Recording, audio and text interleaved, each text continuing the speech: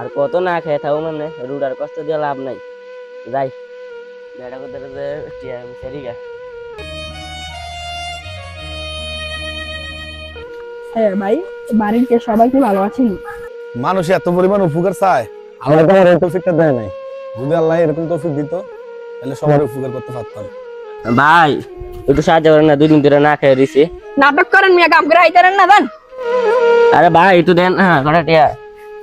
নাটক করেন, কাম করে আহেন না জান।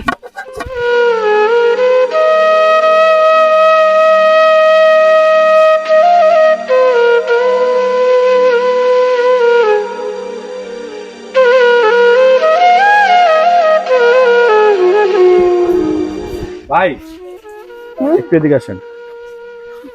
কি ভাই? আপনি যে লোকটা এখানে দাঁড়ায় ছিল, আপনি কি জানেন কেন দাঁড়ায় ছিল? কেন? মানুষ কি খাড়া থাকলে আর ভিক্ষা করলে কি মানুষের সর্বোচ্চ ইজ্জত বিলাই দিয়ে দেয় কাউকে? জি না। তাহলে আপনি ওনার সাথে এই ব্যাপারটা কেন করলেন? আমি তো এখানে খাড়ায় খাড়ায় দেখছি অনেক। এইসব মানুষ কাজ করে খাইতে পারে না, অভিনয় করে। আপনি হয়তো জানেন না, একটা মানুষ কখনো ইচ্ছাকৃতভাবে ভিক্ষা করে না। হয়তো তার ফ্যামিলিতে কেউ অসুস্থ, আর না হয় তার বাবা মা পৃথিবীতে নাই, না হয় সে শারীরিকভাবে অসুস্থ। একটা সময় সে আপনার মধ্যে কিন্তু স্বাভাবিক ছিল। হয়তো তার ভাগ্যটায় তাকে আজ এই জায়গায় না দাঁড়া করাইছে। আপনি টেনশন করেন না, কোন এক সময় আল্লাহ তাআলা সব ঠিক করে দেব।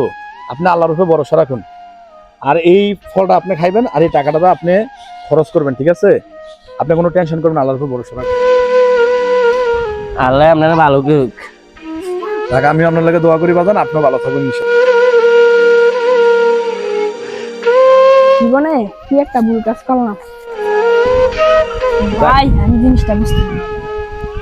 আমরা মানুষ কোথায় যেন আজ মানবতাগুলো হারিয়ে ফেলেছি। একটা মানুষকে একটা সঠিক পরামর্শ আর একটা সুন্দর কথাই জীবন বদলে দিতে পারে। তাই সমাজের মানুষকে তুচ্ছতাচ্ছিল্য না করে তাদেরকে সঠিক পরামর্শ আর সঠিক কথাটা বলুন, দেখবেন সবার জীবন বদলে যাবে।